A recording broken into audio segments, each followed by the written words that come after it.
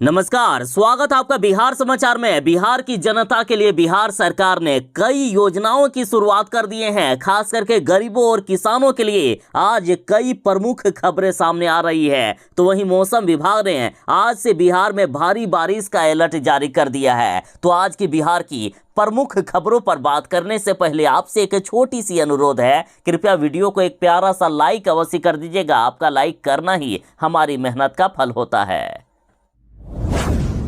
मोदी सरकार ने बड़ा फैसला ले लिया है। 100 शहरों में चलेंगे 10,000 इलेक्ट्रिक बसें। तो वहीं कामगारों को 1 लाख रुपए तक का लोन दिया जाएगा। देखिए, केंद्रीय कैबिनेट की हुई बैठक में प्रधानमंत्री नरेंद्र मोदी जी ने पीएम विश्वकर्मा योजना और पीएम ई बस सेवा को मंजूरी दे दी है। पीएम विश्वकर्मा योजना के तहत कामगारों को 1 लाख रुपए तक का लोन दिया जाएगा। पारंपरिक कौशल वाले लोगों को आर्थिक मदद दी जाएगी और इसमें लोहार, नाई, चर्मकार और सुनार जैसे पारंपरिक कौशल वाले लोग शामिल हैं, जिन्हें इस योजना के तहत केंद्र सरकार 1 लाख रुपया का लोन दे रही है। और इस स्कीम पर सरकार 5 साल में 13,000 करोड़ रुपए खर्च करने वाली है। और बात करें पीएम ई बस सेवा योजना की, तो इसके तहत 10,000 इलेक्ट्रिक बसों को चलाया जाएगा। वैसे 3 लाख से ज्यादा आबादी वाले 100 शहरों में 10,000 इलेक्ट्रिक बसें चलेगी।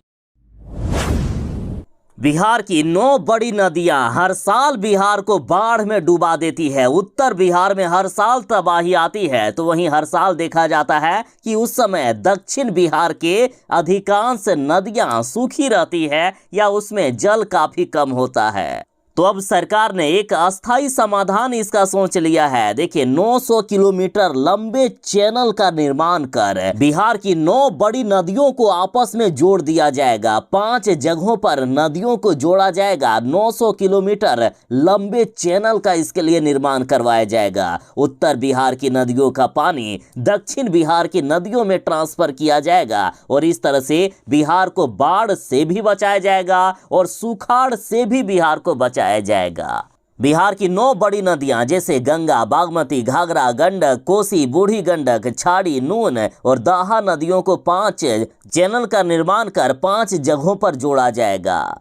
अभी फिलहाल सरकार ने गंगा और गंडक नदी को आपस में जोड़ने के लिए बजट पास कर दिया है। 170 किलोमीटर चैनल निर्माण कर इन नदियों को जोड़ दिया जाएगा और अगली 2 नदियों को जोड़ने के लिए भी बजट पास होने की लगभग प्रक्रिया पूरी हो गई है और जल्द ही अगला बजट भी पास होगा। देखिए, फिलहाल जल संसाधन विभाग ने 70 करोड़ की योजना बना ली है और 15 माह में ये योजना पूरा हो जाएगा। अगले साल से बिहार वालों को इसका लाभ भी मिलना शुरू हो जाएगा।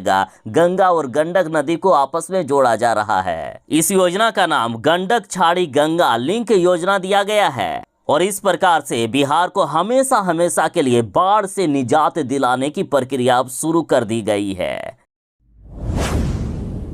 बिहार के किसान भाइयों एवं बहनों के लिए बड़ी खबर है। यदि आप अपने जमीन पर तालाब का निर्माण करवाना चाहते हैं या खेत का निर्माण करवाना चाहते हैं या अपने छोटे खेत को बड़े खेत में बदलवाना चाहते हैं, तो सरकार इसके लिए सब्सिडी दे रही है। देखिए, बिहार सरकार की योजना के अंतर्गत निजी भूमि पर खेतों की मेड़बंदी, बड़े एवं छोटे आकार के तालाब का निर्माण एवं भूमि समतलीकरण का कार्य करवाया जाएगा। और साथ ही यदि सामुदायिक तौर पर कोई करवाना चाहते हैं तो बड़े तालाब, बड़े खेतों का आदि का निर्माण करवाया जाएगा। निजी भूमि पर कराए जाने वाले कार्यों पर 90% तक का अनुदान मिल जाएगा। बस 10% पैसे आपको लगाने हैं एवं सामुदायिक भूमि पर कराए जाने वाले कार्यों पर 100% अनुदान मिलेगा। 1 रुपया भी आपको नहीं लगाने हैं। ये योजना पहले आओ पहले पाओ के आधार पर करवाया जा रहा है, इसलिए जितनी जल्दी हो सके ऑनलाइन आवेदन कर दें। आवेदन की प्रक्रिया शुरू हो चुकी है, जो लक्ष्य प्राप्ति तक जारी रहेगी। ऑनलाइन आवेदन करने के लिए कृषि विभाग की वेबसाइट bwds.bihar.gov.in पर जाएं। फिलहाल बिहार के इन जिलों में किसानों को ये लाभ दिया जा रहा है। ये जिले हैं बांका, मुंगेर, जमुई, नवादा, गया, औरंगाबाद, रोहतास, कैमूर, लखीसराय, शेखपुरा, नालंदा, पटना, जहानाबाद, अरवल, बक्सर, भोजपुर एवं भागलपुर। मौसम विभाग ने पूरे बिहार वालों के लिए अलर्ट जारी कर दिया है। बिहार के सभी जिलों में आज से फिर से भारी बारिश की शुरुआत हो रही है। पटना समेत बिहार के सभी जिलों में भारी बारिश की संभावना जताई गई है। साथ ही मेघ गर्जन के साथ बिजली चमकने को लेकर भी चेतावनी दे दी गई है। आज से अगले 5 दिनों तक पूरे बिहार में भारी बारिश का अलर्ट जारी किया गया है। और उत्तर बिहार की बात करें तो अभी ही बिहार की नदियां लबालब भरी हुई है और कई इलाकों में बाढ़ ने तबाही मचाकर रख दी। और अब जिस तरह से भारी बारिश का अलर्ट जारी हुआ है तो इस बीच नदियों का जलस्तर और भी बढ़ेगा और बाढ़ के संकट और भी गहराएंगे। आज से अगले 5 दिनों तक जिन जिलों में भारी बारिश हो सकती है ये जिले हैं समस्तीपुर, शिवहर, वैशाली, दरभंगा, मुजफ्फरपुर, पूर्वी चंपारण, पश्चिमी चंपारण, गोपालगंज, सिवान, मधुबनी, सारण, सुपौल, अररिया, किशनगंज, मधेपुरा, सहरसा, पूर्णिया, बक्सर, भोजपुर, रोहतास, भभुआ, औरंगाबाद, अरवल, पटना, गया, नालंदा, शेखपुरा, नवादा। इन जिलों में भारी बारिश हो सकती है। बाकी बचे बिहार के जिलों में कहीं हल्की तो कहीं मध्यम बारिश हो सकती है।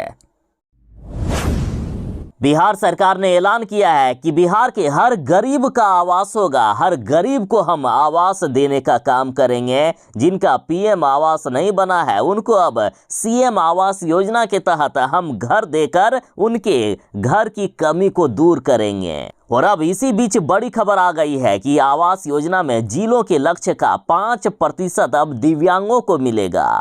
ग्रामीण विकास विभाग ने सभी 38 जिलों के जिलाधिकारियों को इसे सुनिश्चित करने को कहा है। जिलाधिकारियों को यह भी निर्देश दिया गया है कि जिला अंतर्गत किसी पंचायत में किसी विशेष कोटि के योग्य लाभार्थी उपलब्ध नहीं रहने की स्थिति में प्रखंड स्तर पर लक्ष्य का आंतरिक सामंजन किया जाए। और मान लीजिए कि प्रखंड स्तर पर यदि नहीं मिले दिव्यांगजन तो जिला स्तर पर सामंजन कर दिया जाए। मतलब हर स्थिति में जिले का 5% आवास अब दिव्यांगों को मिलेगा।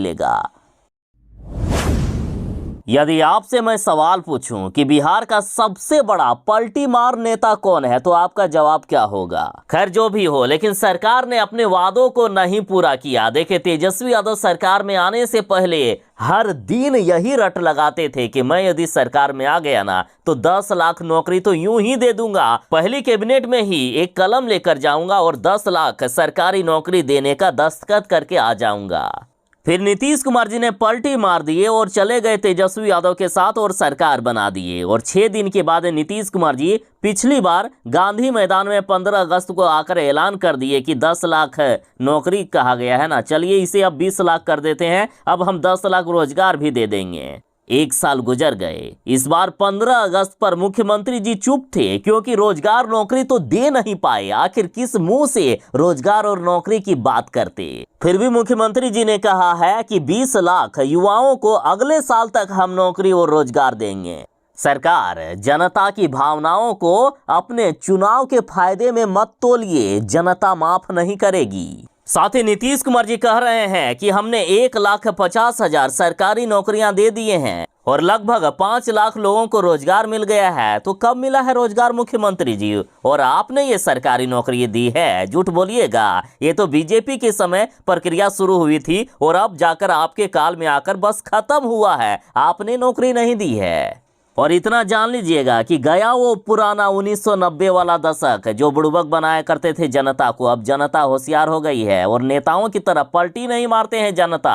जनता अगर एक बार जो ठान लेगी ना वही करेगी। अगर नौकरी नहीं मिला ना 10 लाख सरकारी नौकरी और 10 लाख रोजगार तो सोच लीजिएगा।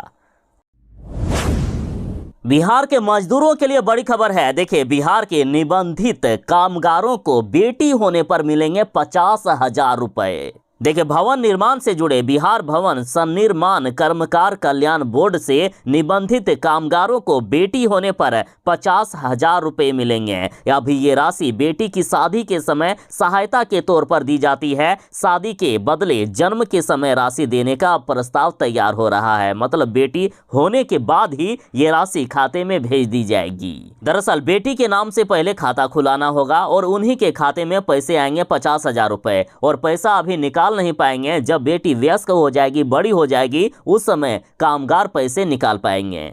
और जब पैसे निकालने के लिए जाओगे उस समय 50,000 की राशि बढ़कर और भी ज्यादा हो जाएगी। अब तक बिहार में बोर्ड से 21 लाख से भी अधिक कामगार निबंधित हो चुके हैं, जिसमें से 10% लोग ही मात्र इस योजना का लाभ उठा पा रहे हैं। हालांकि अभी बेटी के शादी के समय पैसे दिए जाते थे, लेकिन अब जन्म के बाद ही पैसे दे दिए जाएंगे। और ऐसी कई योजनाएं हैं बिहार सरकार की जो मजदूरों के लिए चलाई जा रही है, लेकिन जानकारी के अभाव में मजदूर इन योजनाओं का लाभ नहीं उठा पाते हैं। तो ऐसे कंडीशन में अब सरकार ने यह तय किया है कि विभिन्न समाचार पत्रों के माध्यम से या न्यूज चैनलों के माध्यम से बराबर योजनाओं की जानकारी दी जाएगी। वैसे हमारे चैनल से भी लगातार योजना की जानकारी मिलती ही रहती है। आप भी चैनल को सब्सक्राइब करके आपकी सेवा करने का एक अवसर अवश्य ही दीजिएगा।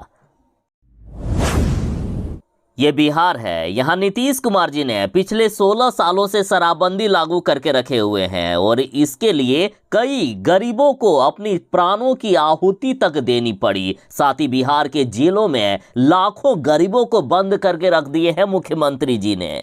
बिहार में शराबबंदी के नाम पर गरीबों को परेशान किया जाता है, गरीबों पर कार्रवाई होती है, लेकिन शराब बंद नहीं है बिहार में। जबकि बिहार में शराब की होम डिलीवरी तक होती है। बस व्हाट्सएप से ऑर्डर कीजिए, आपके घर में शराब पहुंच जाएगा। और ये हम नहीं कह रहे हैं, बल्कि कुछ शराब तस्कर पकड़े गए जिन्होंने ये बात कही है। देखिए, मोतिहारी में गिरफ्तार 3 तस्करों ने इस बात को स्वीकारा है। बिहार में पूर्ण शराबबंदी है, बावजूद इसके लगातार इसकी सप्लाई होती है। विपक्ष होम डिलीवरी का आरोप हर बार लगाता है। ऐसे में पूर्वी चंपारण में उत्पाद पुलिस ने बड़े गिरोह का भंडाफोड़ किया। व्हाट्सएप ग्रुप के माध्यम से शराब का ऑर्डर लेकर होम डिलीवरी करने वाले गिरोह के 3 सदस्यों को गिरफ्तार किया गया है। और सारे पक्ष और विपक्ष वालों को भी पता है कि बिहार में शराब की होम डिलीवरी हो रही है। और यदि ऐसा नहीं है तो जब नीतीश कुमार जी बीजेपी के साथ थे उस समय तक बीजेपी वाले कह रहे थे कि बिहार में पूर्ण शराबबंदी है। और जैसे ही नीतीश कुमार जी आ गए तेजस्वी यादव के साथ, उसके कुछ ही घंटों के बाद बीजेपी वाले कहने लगे कि नहीं, बिहार में शराब की होम डिलीवरी हो रही है। तो क्या कुछ घंटों में जादू हो गया जो सब कुछ पलट गया साहब। और तेजस्वी यादव जी, आप भी तो यही कर रहे हैं। विपक्ष में आते हैं तो बिहार में शराब की होम डिलीवरी होने लगती है, पक्ष में जाते हैं तो शराब बंद हो जाता है। एक काम क्यों नहीं करते आप लोग? शराबबंदी का नाम हटाकर शराब होम डिलीवरी क्यों नहीं कर देते हैं? आंगनबाड़ी केंद्रों को लेकर कई तरह की शिकायतें आती है कि आंगनबाड़ी केंद्रों में पढ़ाई नहीं हो रही है, लेकिन अब पढ़ाई होगा आंगनबाड़ी केंद्रों में। और अगर किसी भी आंगनबाड़ी केंद्रों में पढ़ाई नहीं हुई, यदि आंगनबाड़ी केंद्र की सहायिका या सेविका किसी तरह की लापरवाही बरतेंगे तो उनका भी वेतन अब बंद होगा, उन्हें भी अब नौकरी से निकाला जाएगा। देखिए, शिक्षा विभाग के अपर मुख्य सचिव के पाठक के आदेश के अनुसार अब आंगनबाड़ी के बच्चों को पढ़ाएंगे स्कूल के शिक्षक। वैसे बिहार के सभी आंगनबाड़ी केंद्र जिनका अपना भवन नहीं है, जो किराए के भवन में चल रहे हैं, उन्हें नजदीकी के सरकारी स्कूल में शिफ्ट किया जाएगा। और इसके लिए वहां 1 से 2 कमरे आंगनबाड़ी केंद्र के लिए दिए जाएंगे। जिन स्कूलों में कमरों की कमी होगी वहां आंगनबाड़ी केंद्र के लिए अलग से 2 कमरे बनाए जाएंगे। और आवश्यकता के अनुसार वहां के जो सरकारी स्कूल के शिक्षक होंगे आंगनबाड़ी केंद्र के बच्चों को सप्ताह में 1 या 2 दिन पढ़ाएंगे। शिक्षा विभाग ने कहा है कि आंगनबाड़ी केंद्रों को प्राथमिक और मध्य विद्यालयों में जगह दी जाएगी। बता दें कि बिहार में कुल 1,15,000 आंगनबाड़ी केंद्र है और इनमें से करीब 30,000 केंद्रों का अपना भवन है। कुछ केंद्रों का संचालन सामुदायिक भवनों में किया जा रहा है और 50,000 से भी अधिक आंगनबाड़ी केंद्र किराए के भवन में चल रहे हैं।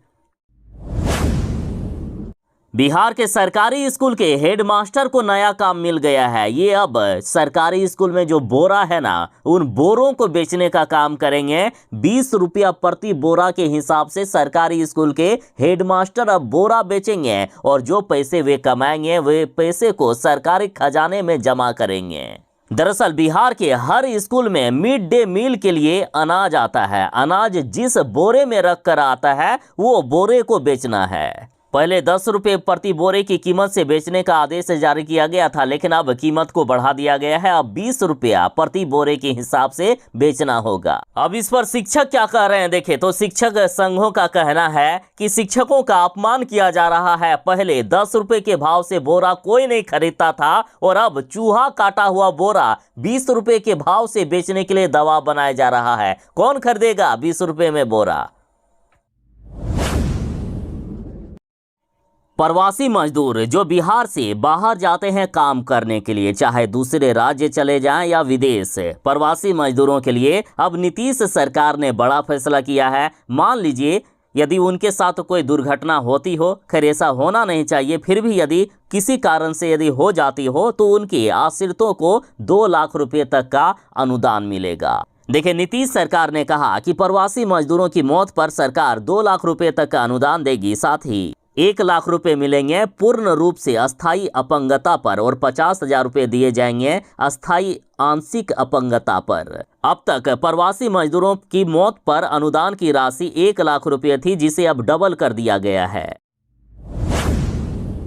बिहार के साथ हमेशा ऐसा ही होता है, बिहार की नदियों में अचानक से बाढ़ आ जाता है। देखिए, नेपाल द्वारा लगातार पानी छोड़े जाने के कारण कब बिहार की नदियां बाढ़ में डूब जाएगी कोई गारंटी नहीं है और जनता को इससे काफी ज्यादा परेशानी होती है। लेकिन अब ये परेशानी दूर होगी, पहले ही हमें पता चल जाएगा कि कौन सी नदी में कब बाढ़ आने वाला है। अब 5 दिन पहले नदियों की जलस्तर की वो भी सटीक जानकारी मिलने वाली है और यदि हमें पहले से ही पता रहेगा तो सरकार अब जनता को बचाने के लिए पर्याप्त इंतजाम भी रखेगी। देखिए, नदियों के जलस्तर की जानकारी 5 दिन पहले मिलने के लिए अब नया ऐप बनाया जा रहा है। अत्याधुनिक व उच्च तकनीक का ऐप विकसित हो रहा है और अनुमान लगाया जा रहा है कि अगले सत्र से इस तकनीक का प्रयोग भी आरंभ हो जाएगा। बिहार सरकार जो नई तकनीक ला रही है उससे जलस्तर में संभावित बढ़ोतरी, घटने की प्रवृत्ति, बढ़ने घटने की गति की जानकारी सहजता से मिल सकेगी